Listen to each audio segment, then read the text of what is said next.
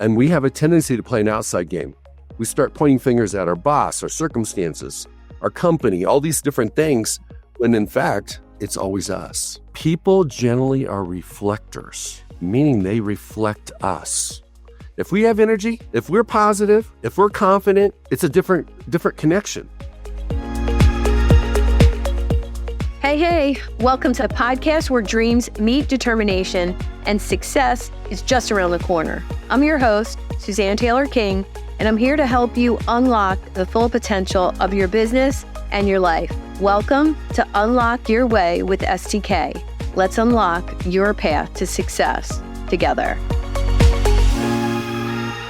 Good morning and happy Friday, everyone. Suzanne Taylor-King here for another episode of Unlock Your Way with STK. And I am so stoked for this conversation because in the 5 minutes before the show, Craig was dropping some gold and we really had to stop talking so we could bring it to you live. I want to welcome Craig Domann, sports attorney, pro mindset coach, podcast host, author, speaker.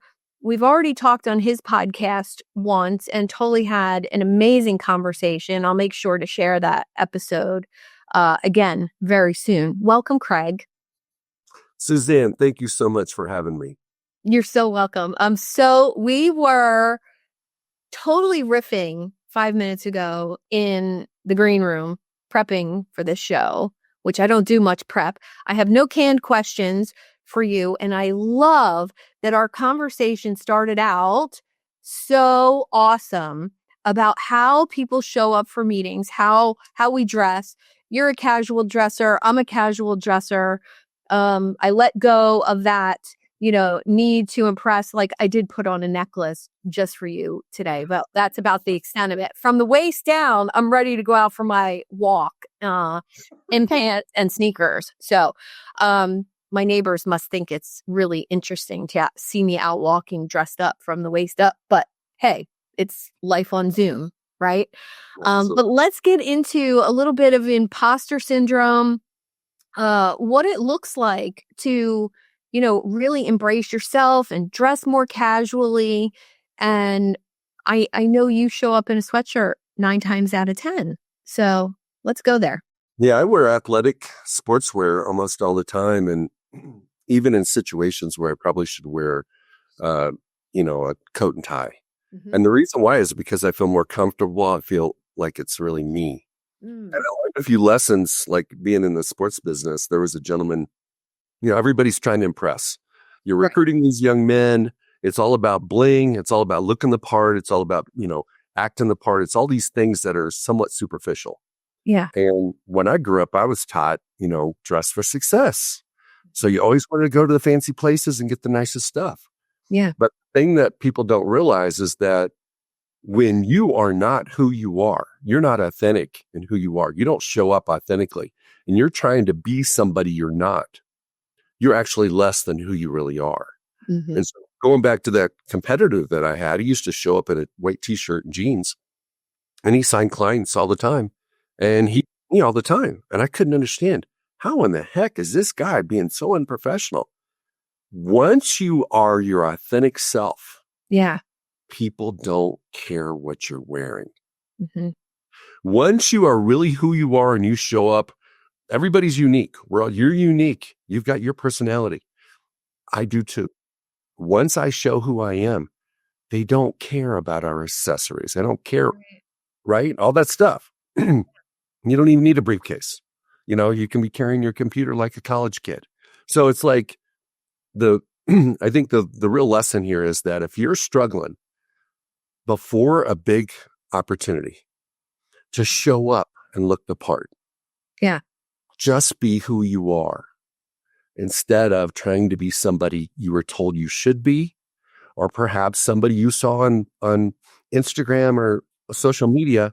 Oh, that's what he does, or that's what she does. So I got to do that. We need to look like that. Yeah. Now, if that's you, great. But if it's not you, just be you. So the hardest part for all of us is the concept of we're good enough. And if we just show up being who we are, people are still going to like us. Yeah. Yeah. Well, I want to ask, when did this happen for you? Like, when did you realize that this was okay to embrace a more casual and truly be yourself in those situations? Unfortunately, I had to have proof of concept first. I has to be successful first. Yes. Ability don't. So it's like when I reached the top of the mountain, that's when I became more vulnerable and I became more authentic. Yeah. You didn't realize that I could have done that the whole time. Mm-hmm. And I probably would have climbed the mountain faster if I was authentic from the beginning. And so I realized that once I became more successful and I just didn't care what people thought because I knew who I was. I knew my value. I knew what I could do. I knew I was a dream coach and that I could help these young men achieve their dreams. And it had nothing to do with, what car I drove. I mean, I've known people, they'll go in for a business meeting and they're trying to impress somebody and they rent the car that costs a couple $100 a day just to impress, just so it's going to park in front of their office or their house. That's silly. That's taking it to an extreme, but it just doesn't matter. And so there are probably a minority of people that it does matter. Mm. And for those people, they're probably not the best fit to work with you. Yeah. Because if they're focusing on the outside, the exterior, the superficial, then what does it matter what you bring to the table? Because they're looking at the wrong things. Yeah. I love that so much because I was probably a coach for 10 years before another coach that I was working with said to me, when in your life did you make the most money? And I said, oh, I was 24. I owned a chain of retail stores. I was running snowboard trips all around the world. And this one day I was at Starbucks and I met this person, random conversation. And it turned out that he was an investor and he ended up investing in one of my ideas. And it ultimately was a $5 million deal. And he looked at me and he said, what were you wearing that day when you met him? And I said, oh my gosh, an Indian motorcycle t-shirt, jeans, and flip-flops. And he said, and he still talked to you and he still invested with you. And I was like, all right. You proved me. You proved me wrong. Right. And it was this moment for me when I was like, oh, I made the most money and it had nothing to do with what I was wearing or the car I was driving or the purse I was carrying. And it instantly shut down that online persona image thing I was having. Oh, I need a Paris photo shoot and I need, $1,000 heels and the $20,000 purse so people will hire me. And I really embrace the concept of you don't need those things to be successful. And for me, it's actually less things make me more successful now. It's like the opposite is now true. Well, Suzanne, something that you didn't mention that I know happened in that coffee shop was your passion for Yeah. your idea, your ability to communicate from your heart about what this idea was, Yeah. how it could really serve people. Mhm. And that person, that investor, he fell in love with the idea. Mhm. He didn't fall in love with the look. Right. Right. And I think when I think about being a coach, and I'm curious about this for you, as a coach, having an offer or a program or modules or a signature method, I think is important for your own confidence, but that's not what people buy. And 9 times out of 10, and you mentioned this, 9 times out of 10, my clients don't get step 1, step 2, step 3, step 4. They know it's there, but that's not the work we're doing together to get that result. It's almost counterintuitive to sell an 8-step program. It really is, but here's where I differentiate it. If someone's not in the game, you can start with module 1 because they're not in the game. But most of the people that pay for coaching are already in the game. They're already dealing with issues and failures and shortcomings and rejections and disappointments and things that, like, hey, I thought it was going to be different. So what I have found in the coaching space is that you have to meet them where they are.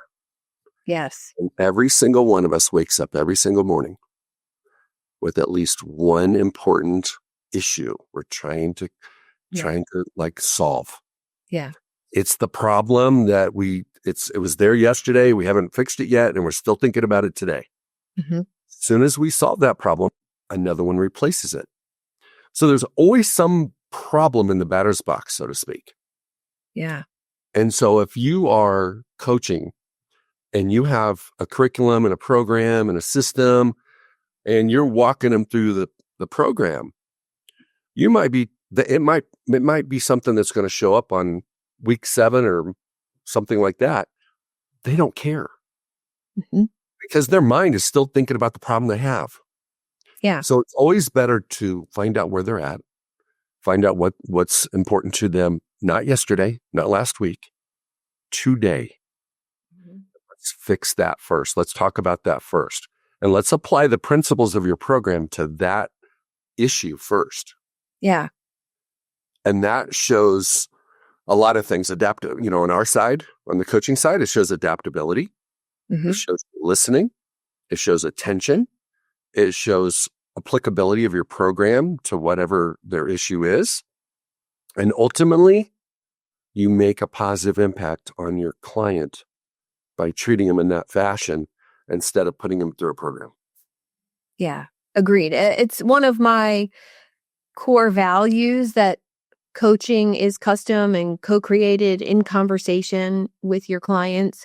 And that idea that your course or your program should be an asset to that conversation, but it's not what you're selling. And I think that's why what you do resonates with me so much, because we have that in common. And I want to go a little deeper into how you actually help your clients. It's a coaching conversation. It's getting over problems.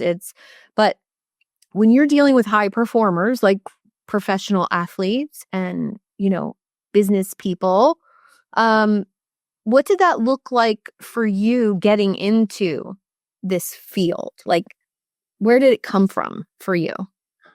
I didn't get into it. It just happened. So wow, I love that. When you're representing athletes, they're running into different situations all the time. So sometimes they feel like they're misunderstood. So then you learn how to communicate about how do you handle a situation where you've got this coach that thinks you're a certain way that you're really not. And now you have this fractured relationship. You have this distant relationship. And that unless the coach trusts you, you're not going to get on the field.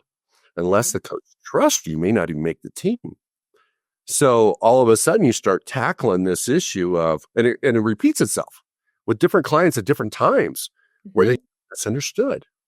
And then there's other situations where athletes sometimes don't feel seen. They do not feel like the coach sees them the same way they see them. And we have that same issue. We sometimes know people don't see us the way we see us. We know how important we are. We know what we can bring to the table. We know our expertise, but we don't think other people do. Well, basically Pro Mindset is a platform and a curriculum and a framework that helps people understand that they have a story and their story shows up every day. They have systems and standards And the world is really good about systems, but they're not as good about standards. Systems are what we do. Standards are how we do what we do. And don't get me wrong, both of them are important. But if you got great systems and you don't do them great, you don't have high standards, they don't work. Yeah. And then the third thing is everybody has a stage. We all have a stage. This is a stage for you and I right now. Every time you have a conversation or a coaching session with one of your clients, every time you have a discovery call, hey, we have stages in our kitchen, our living room, our bedroom, our boardroom. Everywhere we go, we have a stage. So it's how do you show up to be your best in those moments? And so in the course of representing players, the way I got into it was I'm coaching my clients all the time on all these crazy situations. And the thing that I realized was the common denominator with every one of my clients' issues, every challenge they had, the common denominator was always them. Mm-hmm. And when you coach and you look at your life, your issues are the common denominator is you. Mm-hmm. What is your story? What is my story? What is the person listening today or watching? What is their story? And if they don't like what they're getting, it's usually them. And we have a tendency to play an outside game. We start pointing fingers at our boss, our circumstances, our company, all these different things, when in fact, it's always us. Yeah. People generally are reflectors, meaning they reflect us. If we have energy, if we're positive, if we're confident, it's a different connection than if we're pessimistic and we're unconfident and we really don't want to be there. We don't think we can do it. So the cornerstone of pro mindset is your identity, which is your story, and understanding that every single one of us, like you introduced me. Mm-hmm. That's the story people can see off. That's the iceberg. That's the top of the iceberg that people can see. But what they can't see is what's below the surface. The Titanic was sunk because of what was below the surface. Not what they could see, but what they couldn't see. Most of the time, what sinks us is not what people can see. It's what they can't see. Yeah. And I can only imagine that as an attorney, you were dealing with lots of egos in the room, right? And when I think about, my time as an athlete, there was a lot of ego involved. There was a lot of, competition involved. There was a lot of, I have to be the best today, or I'm not going to get noticed. I'm not going to get seen in this competition, right? And I was a little older at the time I was competing. Most of my competitors were 14, 15, 16, 17, 18 years old, and I was 24. So there was a little bit of fear involved, not of what I was doing, but I'm not 16. I'm not competing. I'm competing with people so much younger than me, faster than me. I don't know. It was just a mindset shift for me to use age as experience instead of, I can't compete with these younger people. But I can imagine the egos in the room, between athlete and coach, between coach and coach, I can't even imagine what that's like. Well, I think that an extroverted ego is like a protective layer, it's like a shell. That when you feel safe, when you feel confident, when you feel like you're where you're supposed to be, you don't need an ego. You only use the ego to protect yourself. So, for example, as a professional athlete, if you've already been paid, if you're the face of the franchise, most of the time those guys don't have egos. They're very, very humble because they don't have to have an ego. Everybody's telling them how great they are. The owner's writing a big check every week. So they don't have to ask the question, am I good enough? No, you got all that going. Yeah. Ego, it's that concept we talked about a minute ago, which is how do you get to the top? And how do you act and behave and think to get to the top? And the answer is the same way you do at the bottom. You all along the way, it's the same. Yeah. People think they have to be somebody different to get to the top. So once they get to the top, they lose their ego. But at the bottom, they think they need to have an ego. Yep. So I've identified 4 things. I'm sure there's psychologists out there that have identified several more that are identity killers that hurt your story. And one of them is comparison. You know, when you're 24 years old and you're competing against 16-year-olds, it'd be very normal for you to go, I wasn't as good as that person at 16. All of a sudden now you're getting feedback. You're giving feedback to yourself. Mm-hmm. Maybe your time's passed. Yeah. Maybe where are they going to be at 24? Yeah. And all of a sudden you can't win that game. Yeah. The second one is perfection. Being a perfectionist is a great way to fail. It's a great way to feel pressure.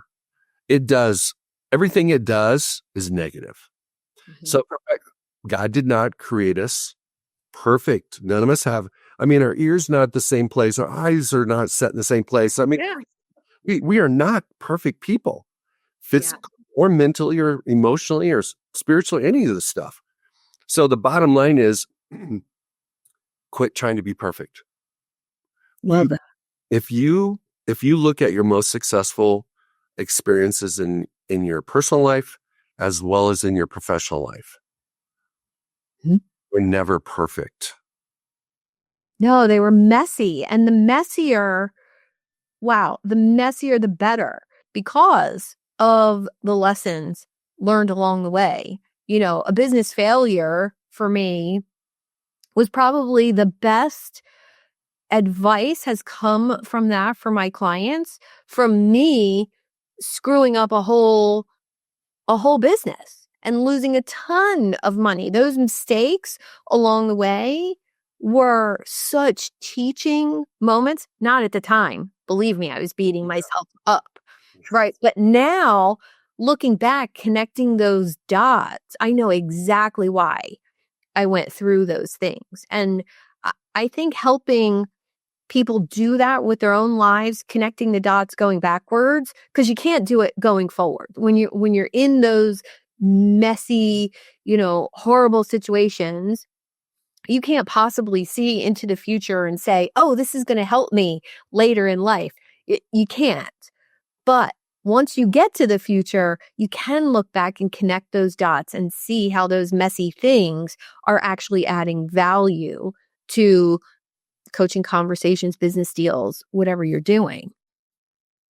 Well, that's where you get your wisdom. Right. So your wisdom in making decisions moving forward is how it's derived from the lessons you learn from your failures and mistakes. And so part of rewriting your story is reframing your past. And it's getting the lessons. So if you think about the idea that your business failure is one of the greatest resources for your future success. Yeah. My challenge, if I was coaching, we would go back one more time and we would relive your failure, your business failure, and make sure you're getting every lesson you can get out of that. We're going to squeeze every ounce of orange, every bit of the juice out of the oranges we can. Mm-hmm.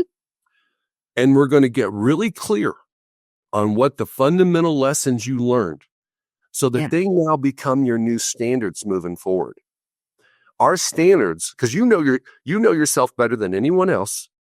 You know your tendencies. You know your blind spots. And they all showed up in that business failure. Oh, yeah. Right? Yeah. So we're going to create, and you already have, which we're going to create systems that address everything that happened so it doesn't repeat itself. Yeah. So it can't happen again. Now, some other failure may happen, and then you got to take lessons from that one too, and then enhance your systems even more. Okay? So it's like people are so scared of their failures. They want to forget them. Mm. In there. You put it in you want to put it in a closet, close the door, throw away the key, and never think about it again.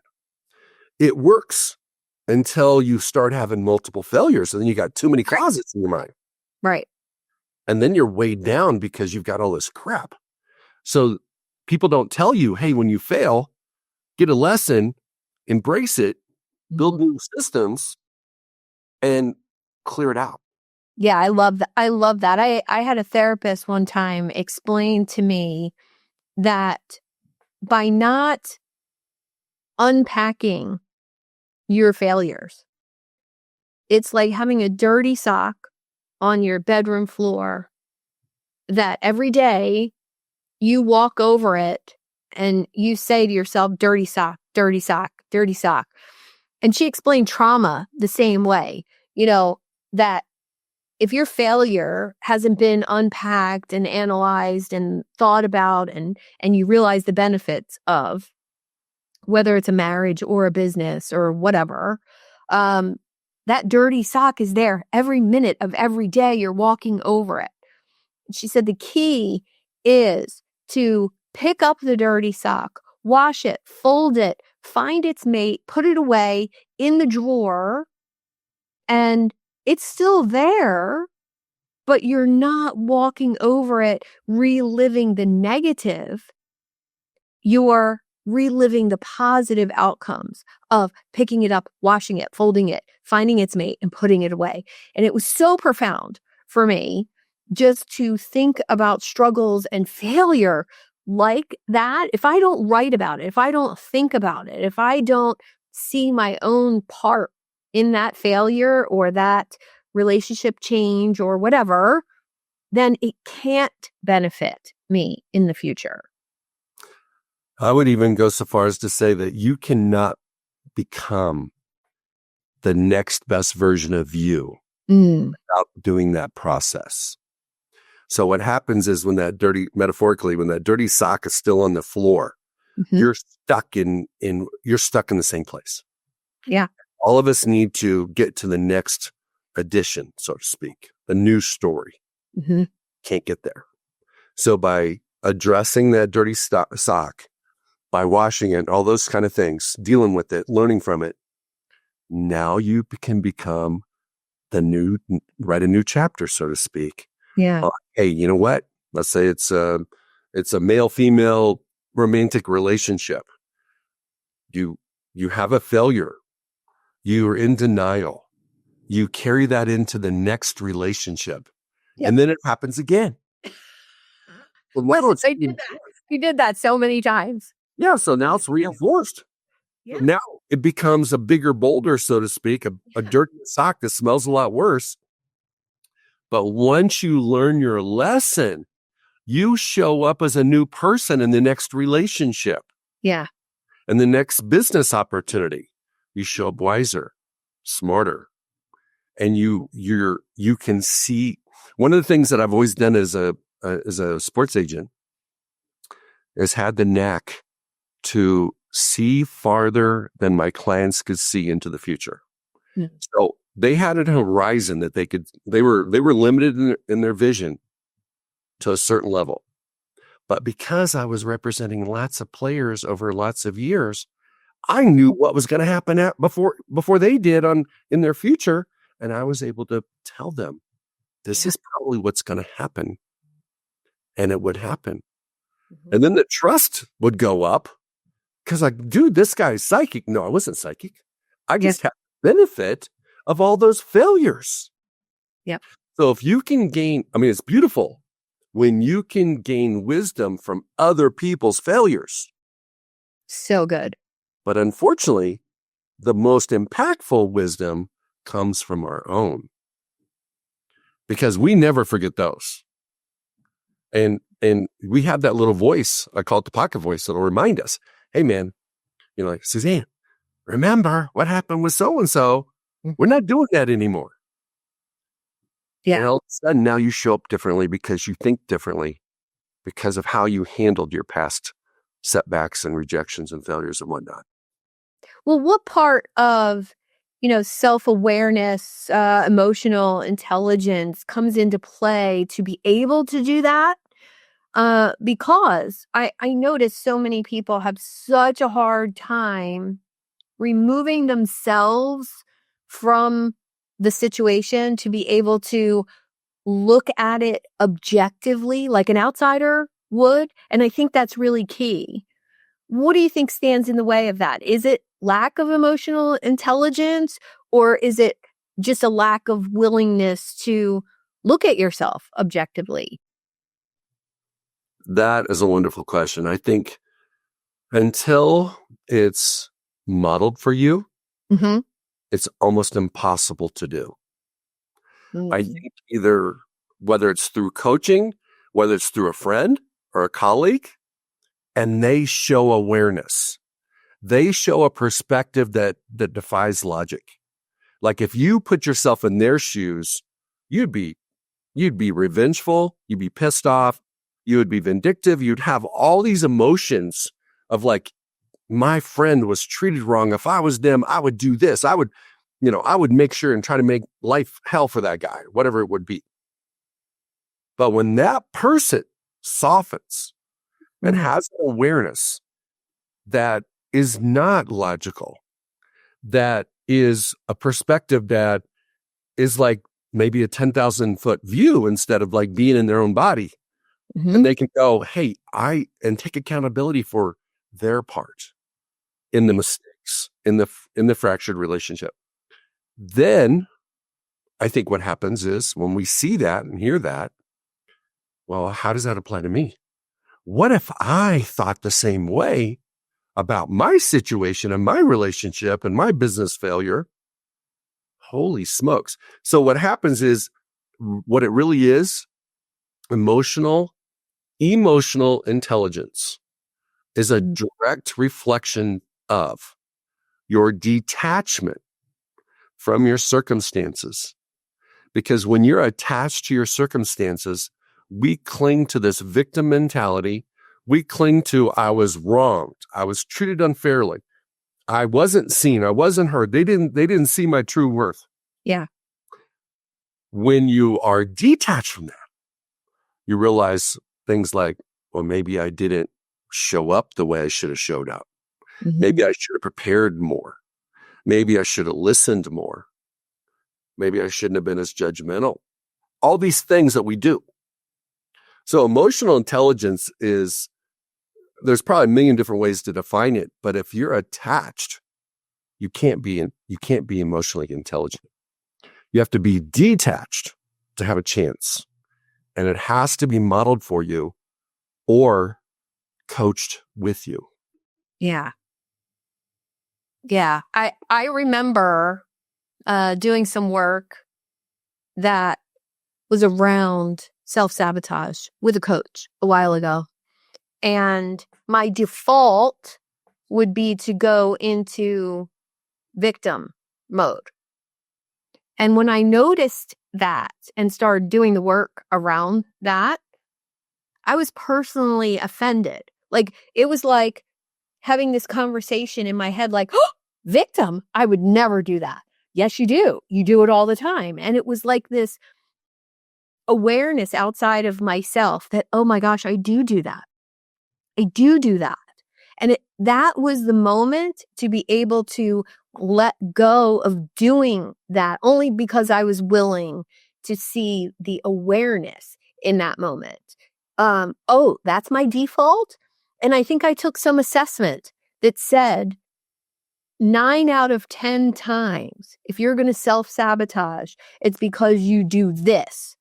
And I was like, oh, personally offended. Oh my gosh, I have work to do in that area. So I knew that by getting personally offended, I'm a coach. I can't be doing that. I knew that was the homework spot. I knew, but I would say most people don't know where they're self-sabotaging.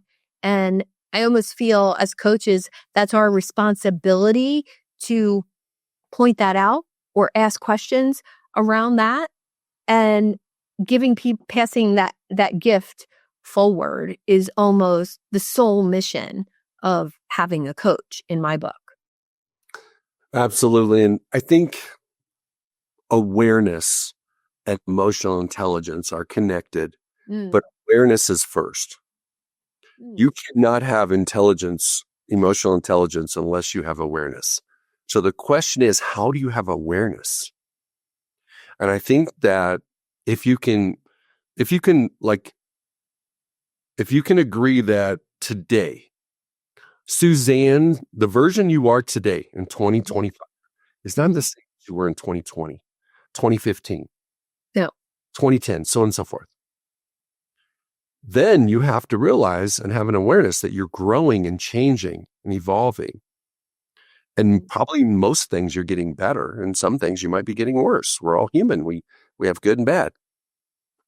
But it's, can you in the moment have an awareness of this is how I usually respond. Mm-hmm. Is that how I want to respond in this moment? Yeah. Now we're gaining some awareness because you paused, you pumped the brakes just for a second, just a microsecond, and said, do I want to respond to this situation the same way I've always responded to this situation? Because if I do, I'm going to get the same thing back. Mm-hmm. Or can I have the awareness that this is the moment? It's decision time. Do I want to act differently? Do I want to respond differently? Do I want to listen more intently? Do I want silence to work in my favor so that that person can absorb what they said and I can buy some time on how I should respond because I've never responded differently than I always responded. Yeah. I just know I need to respond differently. So awareness is critical.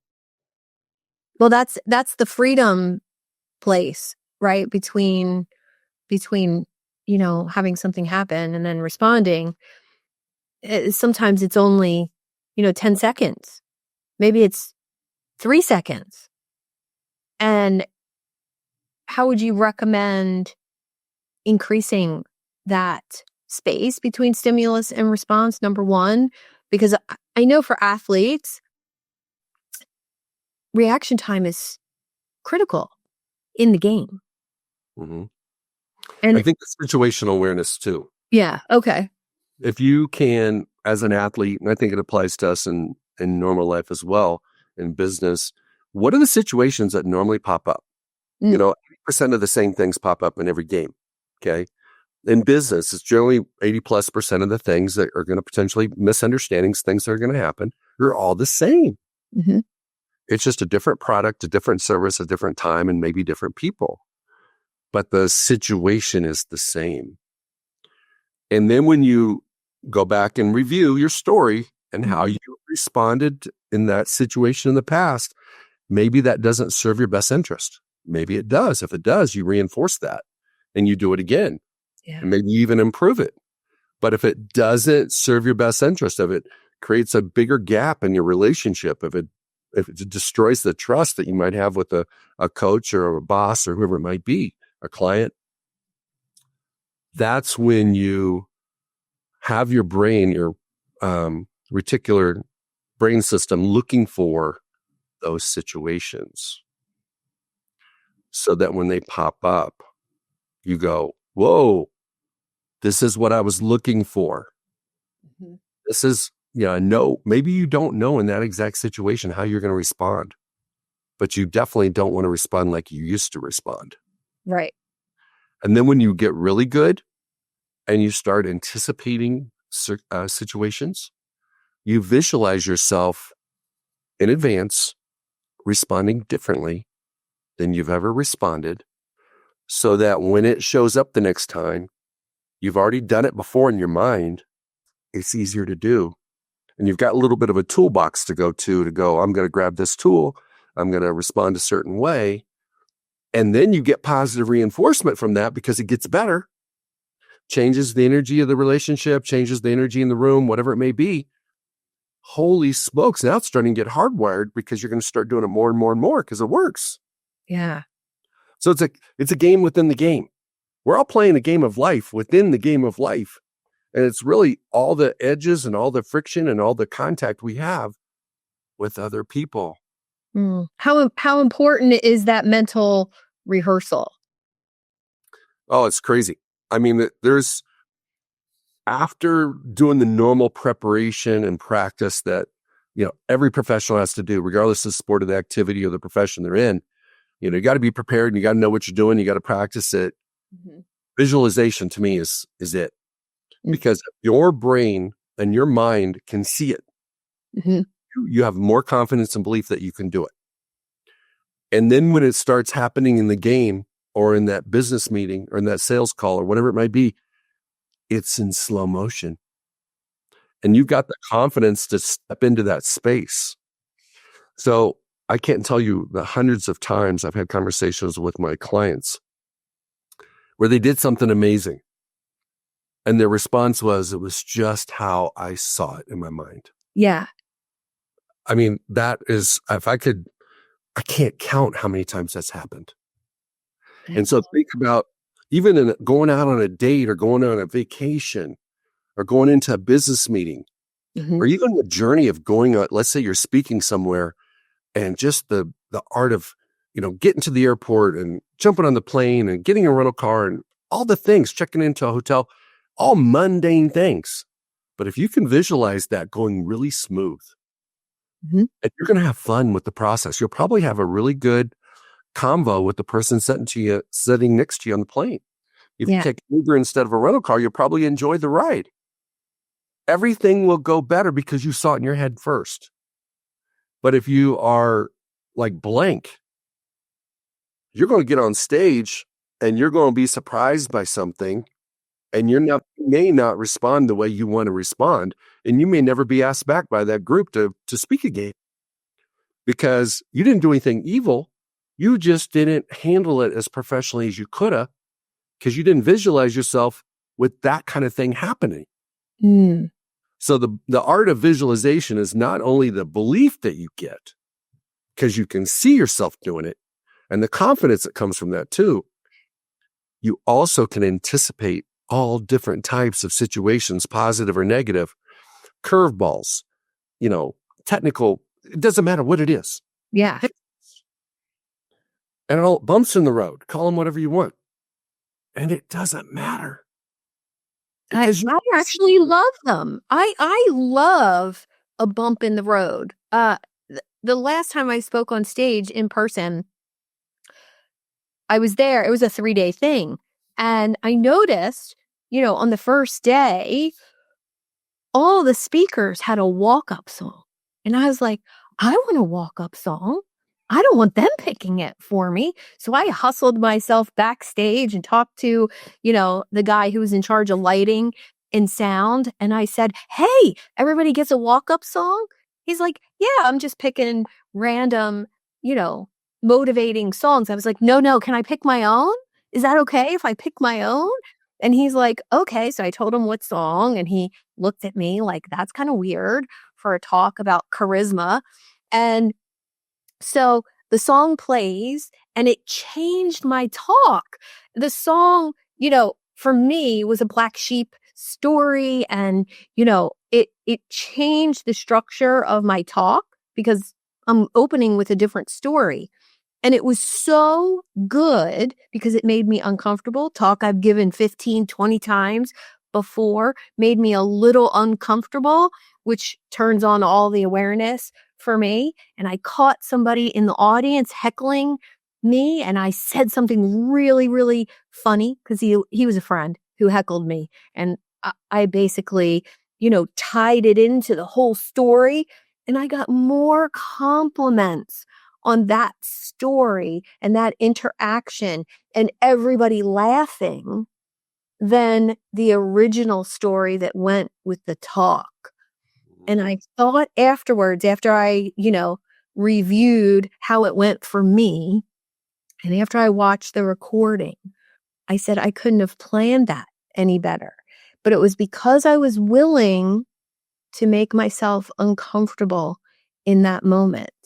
And how fun is it to be uncomfortable and do something different and ditch the note cards and embrace the moment. And I love that so much. And I think it's only from doing it over and over and over, being willing to be uncomfortable. Here's what I see. Here's what I see. Is it fair to say that you did a better job than you would have done? Yeah. Okay. Yeah. So Yeah. it made a bigger impact on the audience. Yeah. And it was more like probably impactful in terms of like getting their attention and relevance, all that type of stuff. Yeah. So you took the lid off your greatness. Mm. You chose to be brave. And even when that gentleman or the sound person said, "Hey," gave you the look like, "Oh, you're the crazy lady that wants to make their own song," right? Yes. Yes. You then stepped into your greatness. Yeah. When the one thing that practice does and reps do is sometimes it makes us really good, but it doesn't make us great.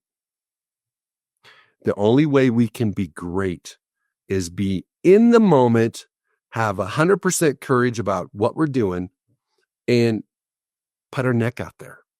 And so it's hard. It's almost like every speech, every keynote you give, you should leave a little part of your speech that you're not going to decide what it is until the day of.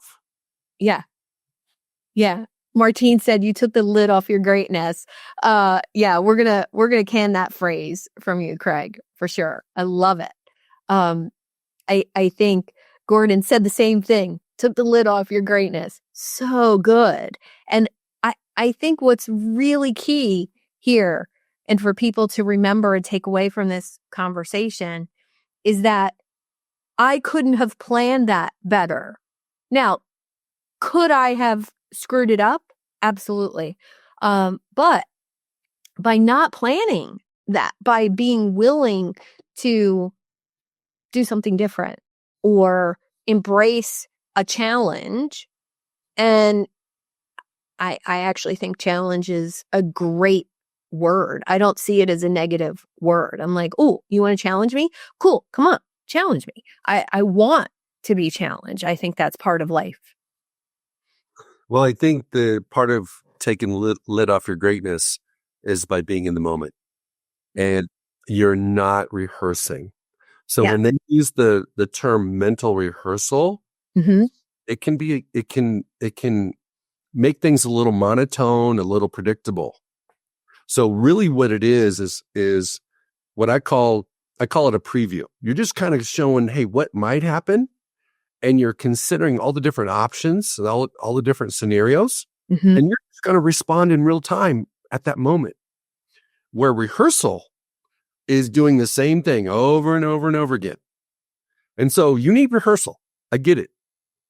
But you also need the liberation of being who you are and being really showing your greatness. So there's a happy medium there, and there's a fine line between great, it's the good and the great debate. The enemy of great is good. If you have so much mental rehearsal that you're like a robot up there, you can't be great. Yeah, that's the point where, you're just happy with being good. I know you're a little bit of a fan of Stoicism and Stoic philosophy as well, correct? So what part about settling, for the status quo, like good enough, here's the bar, I'm going to hit the bar and that's it. We can't truly embrace being an athlete if that's what we're happy with. My thing is, we only get one day, and today's the day. How great do you want to be today? And so, can you fully embody who you are, what you prepared to do, whatever your role is, whatever you do in your career? Can you truly embody it today? And I think where greatness comes is when we leave our head and we move into our heart. So when you speak from your heart, you live from your heart, you work from your heart, you try to relate to people on a heart level, not a head level, it changes everything. So if you're an athlete and you're playing out of your head, you're thinking too much. Mm-hmm. Okay. You can't be great when you're thinking too much. But it's almost like tapping into your 7-year-old self. Mm. I've got a young man that's running a 40 today at his combine. And I told him last night, I said, I want you to act like you're 7 years old when you're running the 40-yard dash. Mm-hmm. And you're racing your neighbor, and whoever wins gets a candy bar. Mm. That's the mindset. You're just running for fun. Yeah. Now, you're running for dollars and you're running to impress scouts. All of a sudden, now you feel this pressure, and now you're thinking a lot, and you're not going to be great. Yeah. That was my question. You tap into the fun, right? Tap into the game of it. Games are fun. You should be enjoying it. And I think business is very, very similar to that. If it's not fun, I don't want to do it. The people that are most successful in business usually are having fun. Yeah. Yeah. Right? And they're not counting their hours.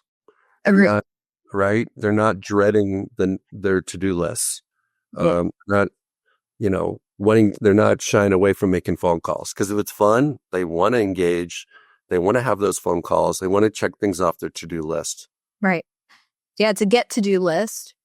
Yes. I'm so lucky I get to do that. I like that one. Get to do. Yeah, I get to do. And even more important, the delegation comes from the things I don't like to do. So if I don't like to do it or I'm not good at it, that's the not to-do list. That means that's for other people. And that's helped me grow over the years too. I like that. So not to-do list sometimes is more important, I think, All right. Well, here's one final thought on that. Okay. Your success or failure may depend on putting your task in the right list. Is it a get to do or is it a get to delegate? Love it. And it's making sure you have everything in the right place. Yeah. Perfect final call to action for our listeners today. Make your get to do list and your get to delegate list and see what's currently messing up your schedule. I know productivity is huge for Craig and it's huge for me. And if we could challenge you to do one thing today, I think that would be really fun. My call to action, I want to give a call to action to your listeners. Yeah. Is, can you be great today? Can you embody your greatness today? Not wait for tomorrow and not bask in the glory of the past. But today's Friday. Can you make it a great day? Can you make an impact on your friends, on your colleagues? Can you really live your purpose today? Yeah. Don't wait for tomorrow. I love what Gordon just said. He's never seen Richard Branson in an office ever. He is always on a jet ski with Pop. Some people are still... That's the goal, right? Craig, how can our listeners get in touch with you? They can find me on craigdomann.com. They can find me on LinkedIn. They can grab my book on Amazon, Pro Mindset. Awesome. If they're interested in having me as a speaker, they can check me out on either one of those locations. Sounds great. Thanks so much for the conversation today. I appreciate you. Suzanne, thank you very much. You have a wonderful weekend. You too. Thank you for tuning in to another empowering episode of Unlock Your Way. I hope you found today's discussion inspiring and you're ready to take your business and personal growth to that next level. If you're feeling as fired up as I am and eager to unlock that full potential, I'm here to help you on your journey and provide that personalized guidance tailored to your unique goals and challenges. Simply book a one-on-one coaching call with me and we'll dive deep into your business aspirations and see how we could co-create a roadmap for your success. And whether you're striving to scale an enterprise or just getting started, I'm here to support you every step of the way. To schedule your coaching call, simply visit the website at unlockyourwaywithstk.com, click on the Book a Call button, and we'll turn your dreams into that reality. Subscribe and review on your favorite podcast platform and on YouTube. Plus, you can join over 800 entrepreneurs in the Idea Lab Facebook group. Let's make success as an entrepreneur happen together. Until next time, I'm STK. Keep dreaming big, stay focused, and most of all, have fun while you're doing it.